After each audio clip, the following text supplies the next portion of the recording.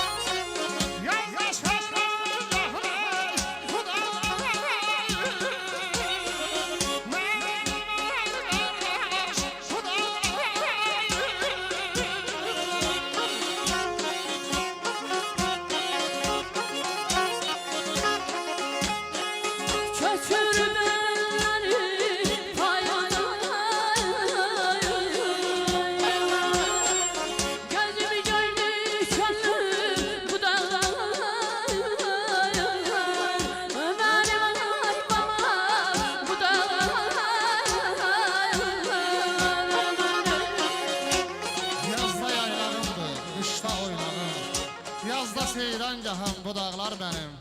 Köçürüb elləri faiz ayları, gördü könlüm gözüm. Bax bu dağlar benim. Qarlı dağların boynu sərindi. Burada 100 yaşada yaş demək olmaz. Əli dolu gələn 50 ilə də ay aşıq elədin. İnsafla baxanda boş demək olmaz. Yamaşla çiçəkdi, yalla çiçəkdi. Bulağın yarpızı ətək-ətəkdi. Zirvədə qıy çəkən qartallar təkdi çıxar o zirviyə. Quş demək olmaz. Axtarıb, arayıb insan seçəndə, əkib becərəndə, yığıb biçəndə, bax beləcə elimizin güzaranı yaxşı keçəndə, laf qış ağır gəlsə də, qış demək olmaz, eşq olsun.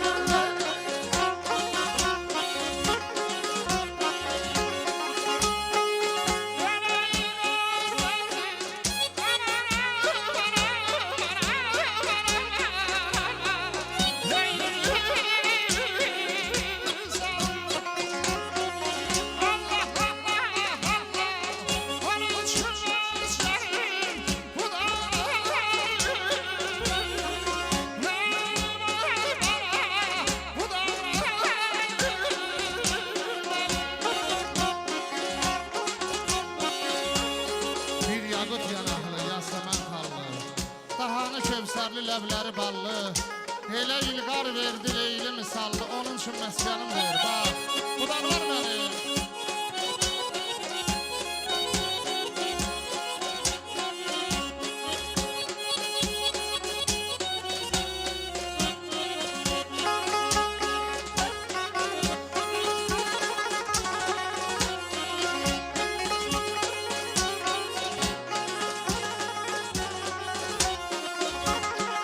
Ələt sahillər quşlara diqqət eyləsən. Çöllərdə nəğmənin öz ləzzəti var. Xınalı kəhliyin qaqısından çöllərdə gülüşün öz ləzzəti var. Mehman eləyir hər gözəl çağa, yolları açıqdır gələn qonağa. Yığışıb köçəndə ellər yaylağa, vallah dağlarla görüşün öz ləzzəti var. Eşq olsun sizlərə. Eşq olsun Fariz Mehdiyevə.